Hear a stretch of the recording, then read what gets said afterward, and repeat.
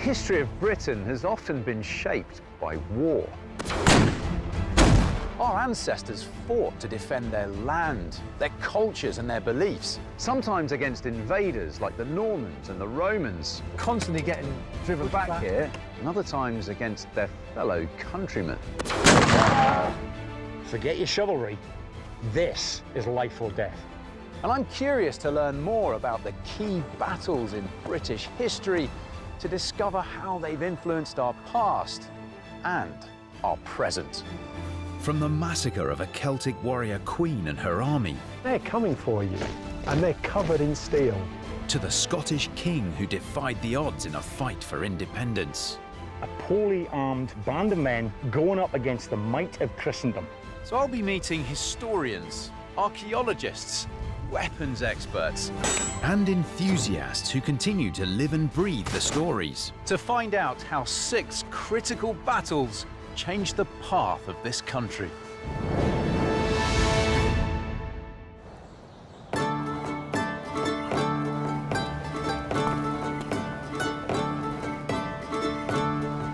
This is the town of Windham, about 10 miles southwest of Norwich in Norfolk. 470 odd years ago, a little local trouble here sparked a huge rebellion that resulted in the death of thousands. It's called Kett's Rebellion, and it's one of the most fascinating and violent struggles for justice this country has ever seen. What started out as a minor disagreement about sheep between a farmer and the local townsfolk developed into an extraordinary uprising against the establishment. A class war in which hundreds lost their lives for what they believed was a just cause. The crisis began with a simple and traditional product: wool. By the 16th century, wool was hugely valuable. The more sheep a farmer owned, the more profits he could make.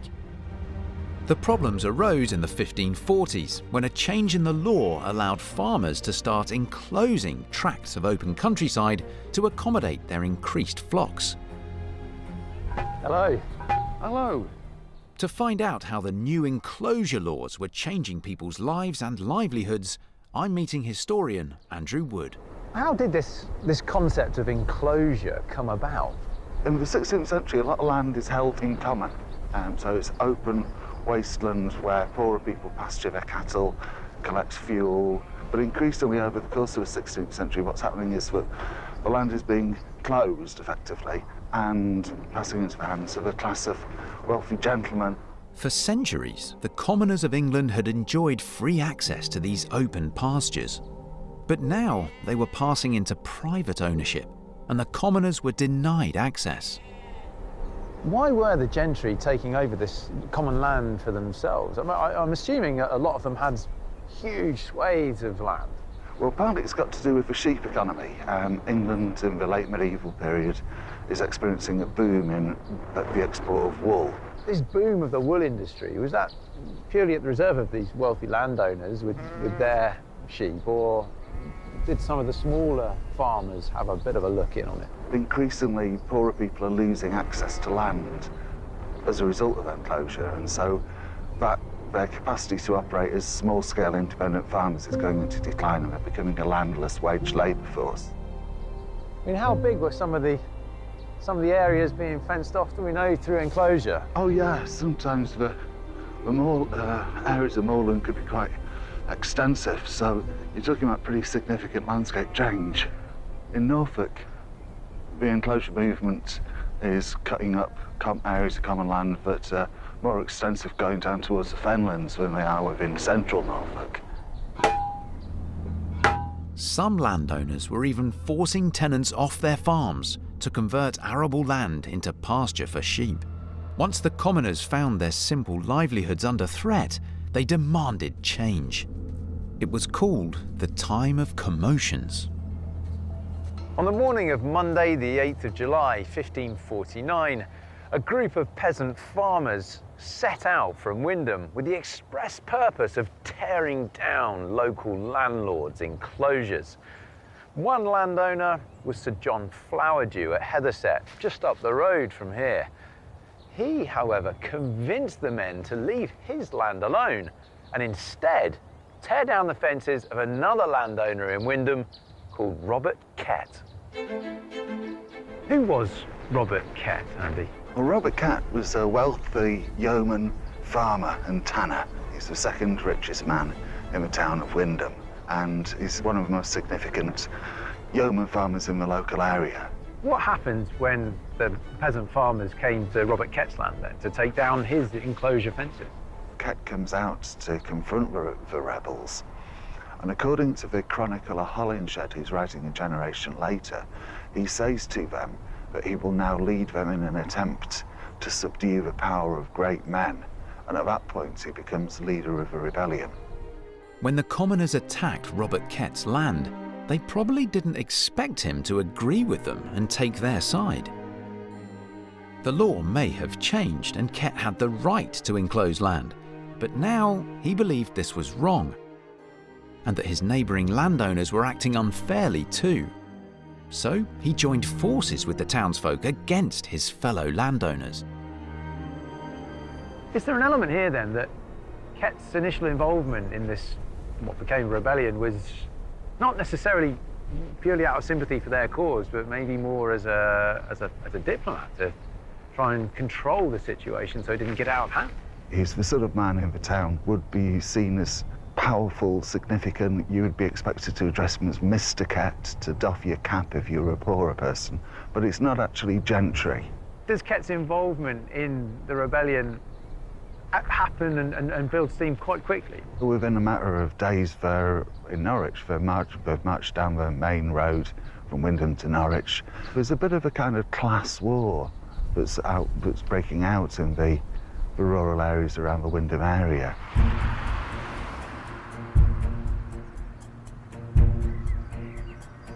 The following morning, Kett and the commoners headed to Norwich to present their case. On the way, at this old oak tree, which had long been a local meeting spot, they were joined by an estimated 1,000 more common farmers. Kett addressed the crowd, saying, "I refuse not to sacrifice my substance, yea, my very life itself. So highly do I esteem the cause in which we're engaged." He was prepared to die for their cause, an oath that would become remarkably prescient. This oak tree became a symbol of the rebellion. It's now called Kett's Oak. On their march to Norwich, Kett's group was joined by many more commoners. At every opportunity, fences were torn down, ditches were filled in and hedges pulled up. The more I hear, the more it almost seems as if the rebellion was spiralling into random acts of aggression. To get a better understanding of that and who the rebels were, I'm meeting reenactor Ian Pycroft. Aha. Is it Ian? Aha. Hello there, Rob. I thought it Pleased might to be. meet you. How you doing? And get off my land. Ian, I'm meeting you today and I'm seeing a peasant as one of Ooh, the... I don't know about using the term peasant, my friend. Someone in the commoners Yes, farmers a army. commoner, a good working man from Yeah. 1549. Right. We must get away from using this term peasant to describe us. I mean, peasant means country dweller in French. So yes, we are in many cases country dwellers, farm workers, but many of the men gathered here today on Mousehold Heath are tradesmen. What they would have really had to fight with then is, well, some of the stuff we've got, haven't we? There's a whole arsenal you brought with you here, Ian. We've got to take it back to 1265, when the king at the time, under the Statute of Winchester, said that every able-bodied man over the age of 16 should have armour and weapons in his house according to his income. And once we understand that there was no regular army and no regular police force, it makes a bit more sense that if there's a threat of invasion, where do you get trained or semi-trained men with armour and weapons from? You can call them from the shires, you can call them from the cities and towns. So you're quite tooled up just in your everyday life, not necessarily going into battles. Absolutely, this is normal. Everybody had this sort of equipment. Common to see a man walking around with a pouch and a knife with it. That was normal. It was normal for every man in this country to have armour and weapons according to his status, according to his income.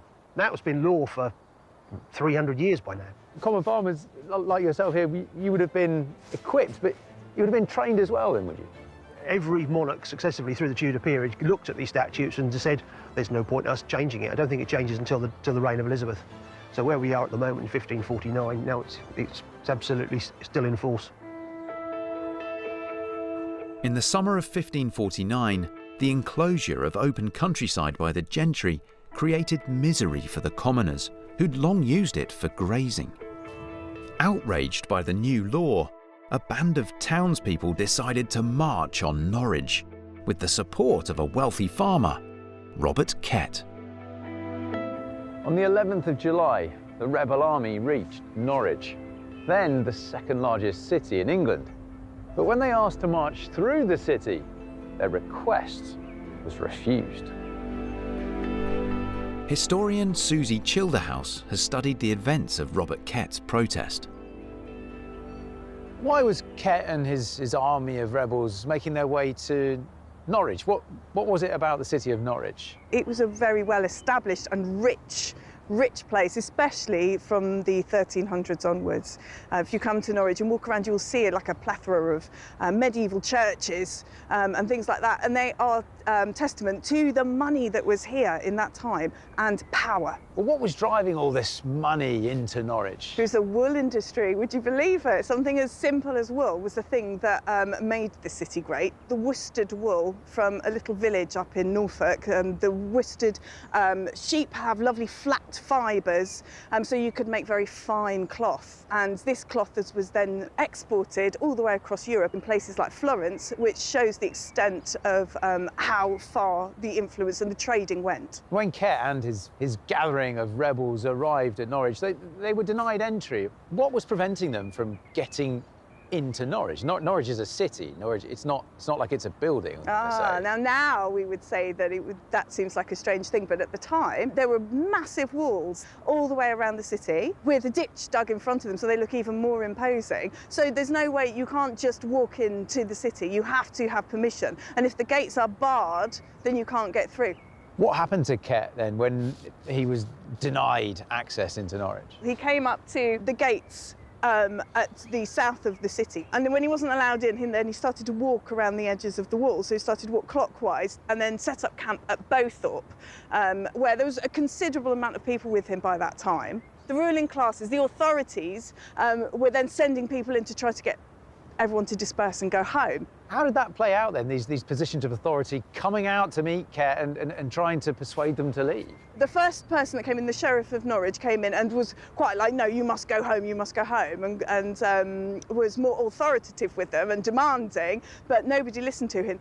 After that, Thomas Codd, the Mayor of Norwich, came up and was much more placatory and offering them things like beer and things like that, so that it would be a more acceptable offer to go back home. What's quite interesting for me around this whole story, Susie, is the time frames we're talking about here, because it's quite a short time frame. Oh yeah, this is over like a matter of 3 days. So on the 11th they arrived at Norwich and had been turned away. Yeah. And then that evening they're being approached by the mayor? Is that the kind of thing? Yeah, and then the next day they started then going anti-clockwise back around Norwich to see if they could get in through a different approach, and then that was refused. So they actually started to walk around the entirety to get up here to Mousehold Heath. But on the way round they set up camp in Drayton Woods, and it's there again that they are approached by somebody else in authority, by a gentleman called Sir Roger Wodehouse, who, it seems quite unfortunate really. I think he felt like he would have had a connection to Robert Kett because he lived in Kimberley, which is next to Windham, and he would have known him personally. And he took with him things that would have been good to persuade a band of men who had been walking all day, like lots of beer and things like that. But they didn't listen to him. In fact, it appears that they treated him quite cruelly. So I've got a quotation here. He says that they seized him and stripped him of his apparel. They took his horses and all that he had from them. And then they cruelly cast him into a ditch, had not his servants courageously defended him from their insults. So he was saved. In his mind, he was saved by his servants. However, he could not free him from their hands, and they carried him with them and imprisoned him in Surrey House, and they had their first prisoner. On the 12th of July 1549, the third day of Kett's uprising drew to a close, with the rebel force moving to Mousehold Heath, northeast of the city centre. The The strategic position gave Kett and his followers an opportunity to consider their tactics. How should they present their case to a city which had so far refused to hear them out?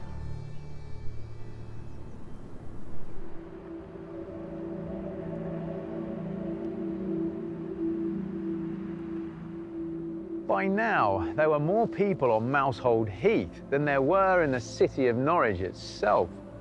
It's estimated that 16,000 rebels were camped out up here, with food, supplies and weapons being sent in from surrounding parishes. At night, the people of Norwich must have looked up here and seen 1,000 rebel campfires burning on the hillside. To them, it must have felt like they were under siege. What would life have been like up here? It was almost like a different society was starting to happen, as a place that was like a fairer society, an idealistic society was being set up by Kett and the people that were with him, because he appointed people to help him with this. What does this establishment of social order within the community look like? Centred around Kett himself, but also centred around the Oak of Reformation. And it becomes a place that you can have like provisions are meted out to people from there fairly. Laws can be organised from that place, and this is where the people that have been captured, like Roger Wodehouse, this is where they can be put on trial as well. All these systems of authority that get established, does that tell us something about Kett as a man and how he operated? This was not a bunch of anarchists who were just smashing and grabbing stuff. This was people who were showing society can work, it can be set up to be fair, and here it is. We're going to show you how to do it. In practice? In practice. In full vision of the city of Norwich, this huge centre of administration and wealth and power. Yeah. Here's how you can do it properly. Yeah, so imagine how frightening that would have been for the authorities. This wasn't just about a city feeling threatened, but a whole society. In London, the ruling powers were appalled when they received a list of 29 grievances written by Robert Kett and his Council of Commoners. But who was in control of England in 1549? The robust King Henry VIII had been dead for 2 years, and his son Edward VI was just 11 years old and too young to govern. Power lay in the hands of a group of councillors led by Edward Seymour, the Duke of Somerset and Lord Protector. The King's Council send up a representative from London to meet Kett. The representative they send up is Bartholomew Butler, and upon meeting Kett and the protest up on Mousehold Heath, Bartholomew Butler actually says what they are demanding amounts to treason, and he then classes the protest as a rebellion, which is where we begin to see a shift in the way that the rebels are viewed. The message that was being sent up from the King and the King's Council was really that dissenters and rebels and those who didn't follow the law would be dealt with swiftly and dealt with harshly.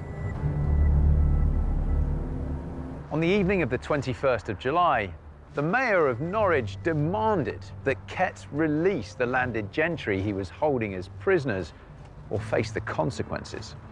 For Kett, this amounted to a declaration of war. First to strike were the defenders of Norwich,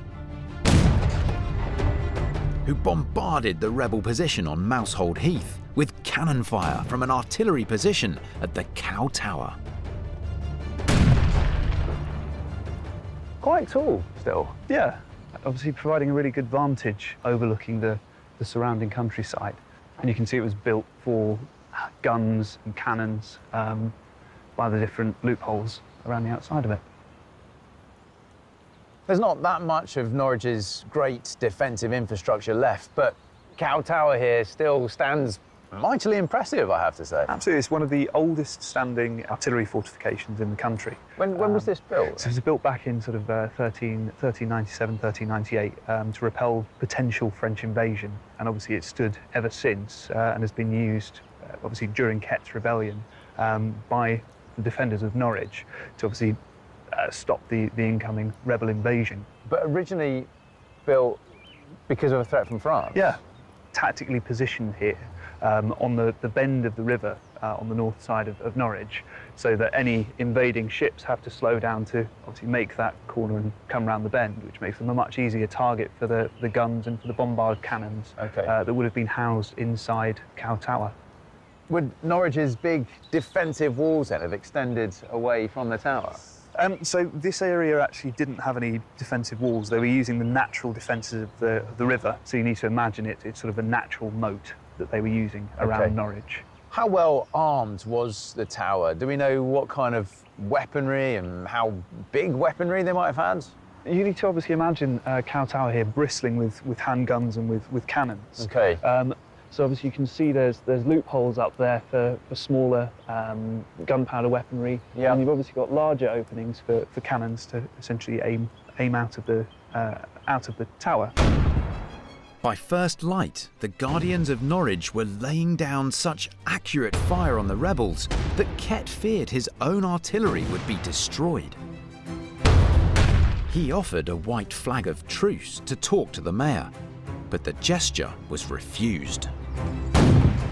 Under constant bombardment from the city's artillery, Kett had to think fast and come up with another strategy. In July 1549, a change in the law allowed the landed gentry to fence off common land for their own financial gain. But it led to an uprising by commoners whose grazing lands were now out of bounds.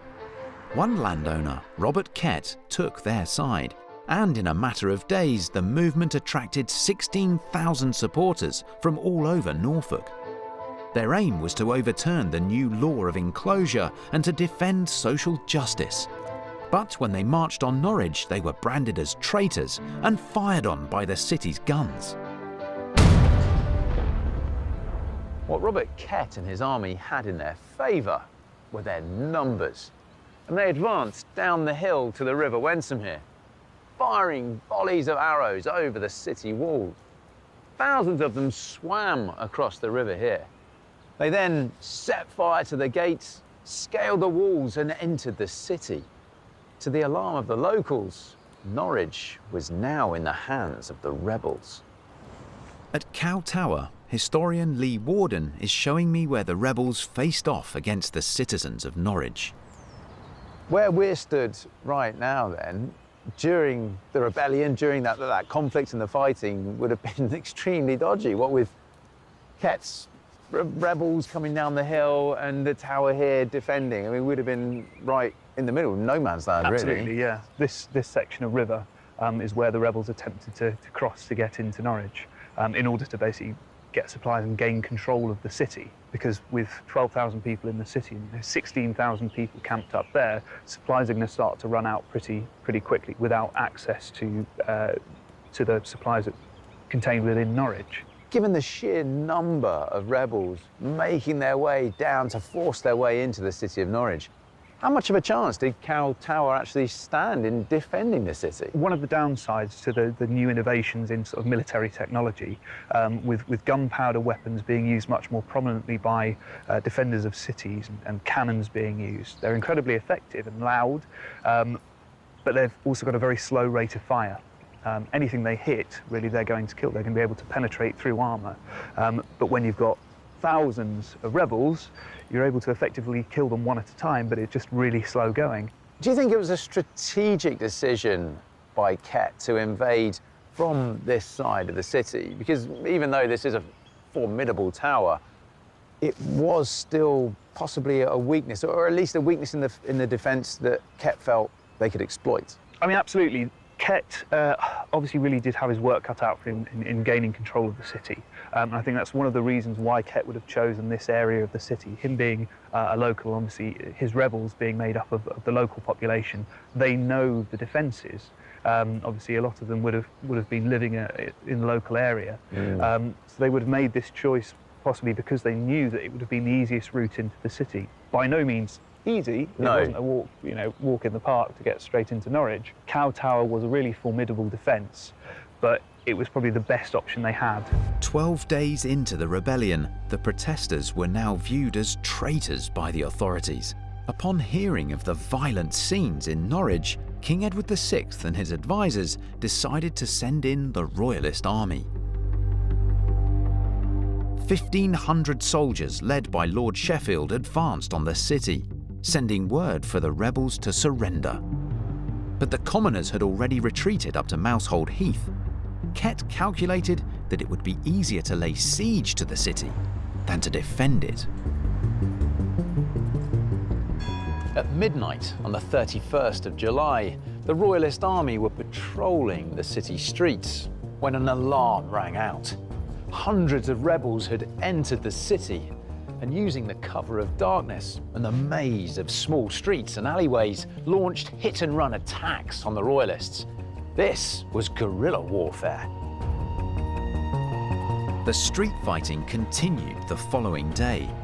It culminated in the Battle of St. Martin's Plain, which took place in the area around the Bishop's Palace. How prolific was the fighting in the streets with these guerrilla tactics the rebels were employing? Essentially, the whole of Norwich would have been in uproar. The patrols that were sent out by Lord Sheffield, essentially to gain control of the city and obviously to keep an eye out for any potential rebels who had infiltrated into the city, were spread very thinly. Because again, Norwich is it's the second largest city in the country. It feels like they've very much got control of the city now. What happens the next day? Does fighting start up once again? The rebels started to realise that, they had to fight. This is something that they weren't going to be able to resolve peacefully. The king could have easily sent up an emissary or an ambassador just to sort of speak peacefully, but instead he chose to send troops. And that fighting, that skirmish, becomes known as the Battle of St. Martin's Plain. This local area is really where the king's forces begin to concentrate. They start to try and push the rebels out back towards their camp. And this is where the king's troops and the rebel soldiers have this battle. The rebels are trying to get the city back into their hands, and the king's troops are trying to make sure that the second largest city in England maintains, strongly under the king's control. And how did that fighting play out here then? It is in this area. The rebels outflank the king's troops. They manage to attack them from all sides, and even a well-trained army can't deal with being outnumbered, outflanked, just completely outmaneuvered, even from an untrained force such as a load of peasants. This is really the point in which blood is spilt. The site of Kett's rebellion really is one of Britain's lost battlefields, now buried under Norwich. It's hard to visualise these peaceful streets as the setting for such violence and bloodshed. In the heat of the battle, Lord Sheffield led a mounted charge and was pulled from his horse. As was customary in battlefield etiquette for a man of his standing, Sheffield removed his helmet and called out his name, a sign of surrender. He'd expected to be captured and held for a ransom. Instead, he was bludgeoned to death by a rebel with a club. With the death of their leader then, Lord Sheffield, is that it? The troops feel like, well, we've been defeated. The king's army falls into retreat. They panic. The death of their commander, don't know what to do, and they retreat out of the city. Norwich falls into rebel hands, and the king's army retreat all the way back to Cambridge. They retreat for 68 miles until they eventually sort of stop and consolidate their losses. At this point then, would Kett have been feeling quite positive, quite optimistic? Yeah. Almost successful. They've succeeded in taking over the city of Norwich and repelling the king's troops. There will be a sense of sort of jubilation, a sense of victory. But obviously, Kett is an intelligent man, and he knows that the king has more troops to send. So the rebels are probably going to be steeling themselves ready for what's to come next. The Battle of St. Martin's Plain cost Kett hundreds of men, but he'd beaten the king's army into submission. Reenactor Ian Pycroft is going to show me how lethal the rebels' weapons could be. This is a bill. It's a very effective weapon, as you can imagine. It starts its life off as an agricultural tool, a sort of a normal billhook that you might have used for sort of chopping up kindling or doing hedging with, and suddenly you have a weapon Yes. which can be used in a number of different ways, to slash, hook or stab.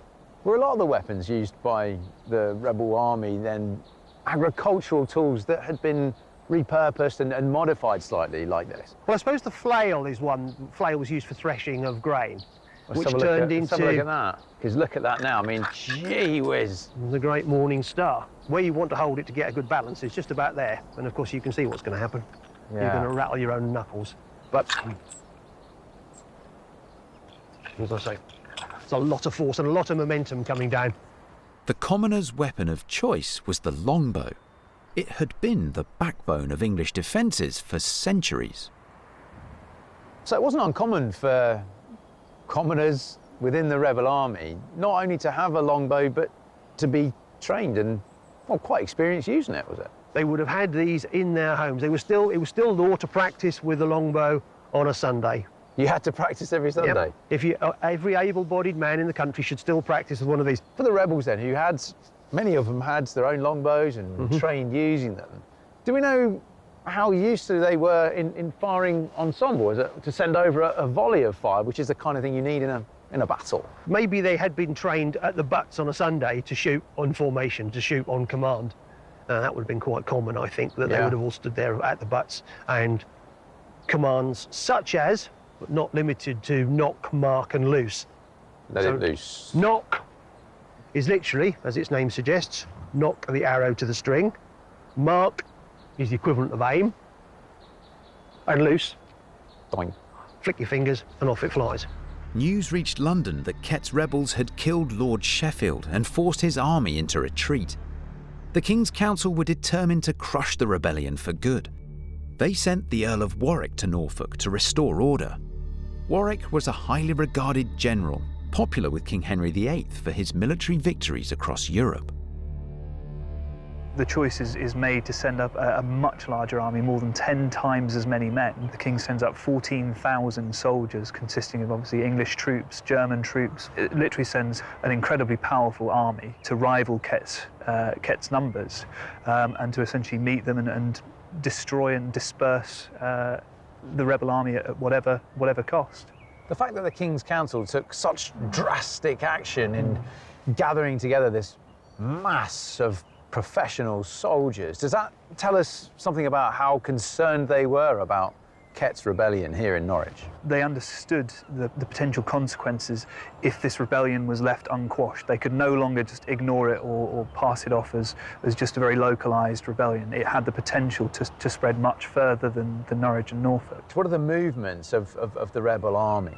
So the rebels moved back up onto Mousehold Heath, and with the arrival of the 14,000 strong reinforcement of King's troops, Robert Kett knows that he can't defend and man the walls of the city. Once the Earl of Warwick saw that the rebels were essentially relatively static on Mousehold Heath, where they had been throughout most of the rebellion, he essentially ordered the troops to surround the rebels, and a bit like a tightening noose, they were left with no other option than to fight in a pitched battle. For the first time, the rebel army was surrounded and up against some of the most professional and disciplined soldiers in the land. It couldn't have escaped Robert Kett that his rebellion was under severe threat, and perhaps his days were numbered. In the early hours of the 27th of August 1549, Robert Kett's rebel army of 16,000 men moved into position at Dussindale, a location believed to be on the outskirts of Norwich. What had started as a dispute over land for grazing sheep had, in just 6 weeks, exploded into class war for social justice and a fight to the death. Facing the rebels was a royalist army of 14,000 soldiers, which included a squad of German mercenaries called the Landsknecht. Who were the troops sent up here? Of the 14,000 troops that were sent up to deal with Kett's rebellion, there were also 1,000 German Landsknechts, so German mercenaries, who were trained to fight with pike, with handgun, and with Zweihander, so two-handed swords. So yeah, they were a very versatile troop that had come over from Germany to obviously deal with this rebellion. How different is the way that these highly trained professional soldiers will fight versus the rebels' form of fighting? Kett's rebels were obviously, they were an untrained peasant force. They were fighting using guerrilla tactics in a city that they knew very well, being made of the local population, whereas the soldiers coming up from London and coming from further afield like Germany were coming across with seasoned, blooded tactics that they would use to deadly effect on Kett's rebels. For me, I think a key moment in this is the military experience that Warwick had. For the Earl of Warwick, commanding the King's troops, he's a seasoned, a blooded soldier and a military commander. He's fought in Europe for most of his life, so coming in and fighting against an untrained peasant force that doesn't really know what they're doing, he can essentially call all the shots. Kett's commoners outnumbered the Royal Army, but their significant lack of battle experience meant that things were looking bleak for the rebels. Do we know how much they wanted to fight versus wanted to negotiate an agreement, a peaceful agreement? They felt they'd been repressed, and grandfathers' rights and rights they'd had for centuries had been trampled and taken away from them. There's no doubt they were angry, but if they could have got away with a peaceful settlement, I think anybody in history would do that rather than actually want to see bloodshed. But once you push that number of men to a violent conclusion, that's what's going to happen, isn't it? I think there is some evidence that Kett began to doubt possibly the final alarming sight of the enemy, a raid, looking much more forceful, much more professional. As the two sides prepared for the Battle of Dussindale, the true strength of the Royal Army, with their skilled mercenaries and powerful cavalry, soon became apparent. The knights that the rebels had to face were people of tremendous experience, campaigns in so many places, and their training was very thorough. They had tremendous experience that would have outweighed the experience of any of the rebels who were not, who before this campaign had no real reason to train thoroughly. They came to it cold. The stark contrast between the organised, regimented forces of the King's troops and essentially the 16,000 strong mob that had come in support of Kett. They weren't divided up into regiments or troops. They didn't have specific training in how to use their weapons, and a lot of them obviously wouldn't have had any experience fighting in an actual pitched battle before. Up until this point, the commoners' army had succeeded by using guerrilla tactics and the art of surprise. But this was to be a more traditionally pitched battle, which played into the hands of Warwick's Royalist army. As the battle got underway, thousands of rebel archers let loose their arrows. The Royal Army responded with cannon. Despite their confidence, Kett's men struggled to use their pikes with discipline, and they were constantly pushed back by Warwick's charging cavalry. The rebel army's strengths were their fervour about the need to be victorious. And I believe they were determined right up to the time of the battle. I don't think they could afford not to be. They committed so much to this. They had not only that determination, but they had a good mix of very skilled people. What they did not have was the officer class who were really good at command. The rebels were much more effective in that kind of guerrilla-type warfare rather than this huge battlefields, battalions and regiments going in. Absolutely, especially when they came up against cavalry. They're not skilled horsemen for sure. And those who are also better trained, maybe with muskets, they're going to be slaughtered. Unfortunately for Robert Kett's rebels, the guerrilla tactics they deployed so effectively in the city failed to work on the field of Dussindale. How much chance did the rebels have at the Battle of Dussindale? The only reason the Battle of Dussindale happened wasn't because Kett felt as though they could win, it's that they had no other option. It was you either get captured and executed or you fight, and you die fighting for what you believe in. By around 4 o'clock on Tuesday the 27th of August, the battle was over. Most of the rebels fled, pursued by the royal soldiers. How much do you think the lack of success in the end was down to the type of weaponry they had, and how much was down to their experience fighting as a group? I think it's the latter. I think they had the tools of the trade, certainly in a street fight, because they did certainly fight through the streets for a while. Those sort of situations, but a pitched battle, no, they just didn't have the training or the discipline to do that. The result was a crushing defeat for Kett and his followers. Almost a quarter of them were wiped out, while the Royal Army suffered minimal losses.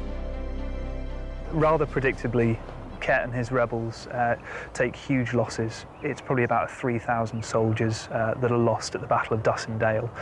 That puts the rebel army into full retreat and then mass rout through the countryside. On the Earl of Warwick's side, the Royalist troops lose only about 250 troops. What happened to the rebels who lived through the battle and retreated?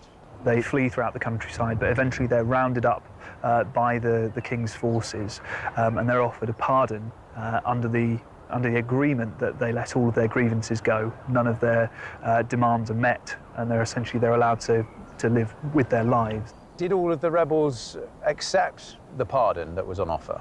Some of them, they had fought so fiercely and believed so strongly in their moral justification for taking up arms and for protesting and rebelling against the laws, that they actually refused the pardon. And many of them were rounded up, were hung sort of across the city in the local countryside in warning to anyone else who was thinking of taking up arms against the king and against the rule of law. Some of the rebels preferred to be martyrs to their cause for a better society than to live in the knowledge of their defeat. On the 28th of August, 1549, here, just outside Magdalen Gate, somewhere between 30 and 300 rebels were hanged from an oak tree. But worse was in store for the rebel leaders. They were half-hanged from the Oak of Reformation up on Mousehold Heath, and then, while still alive, had their bowels torn out and burned before them. Finally, their heads were cut off and placed on the city towers. As for Robert Kett himself, he was captured by workmen in the village of Swannington. 20 Royalist soldiers rode out to arrest him and awarded the workers 20 shillings in blood money. Just 7 weeks earlier, Robert Kett was a well-to-do landowner. He'd sided with the commoners against the laws of the land. Now the establishment took him to the Tower of London, where he was put on trial for treason. It took almost 3 months to deliver a guilty verdict. On the 7th of December, Robert Kett was publicly hanged as a traitor, and his body displayed in chains hung from the walls of Norwich Castle. It was left there to rot for 3 years, a warning to any who considered challenging royal authority again. The story of Kett's rebellion really will still resonate even in the modern day, because it's a story where people are banding together to peacefully support what they believe is a very morally justified argument. It's a support where people are standing up for each other, for their shared rights against the centralisation of power and the centralisation of wealth, and the erosion of what they view as their own moral rights and human rights. Robert Kett may be little known outside of East Anglia, but he deserves to be remembered as a man who gave his life for what he believed was right and became a symbol of the struggle for social justice.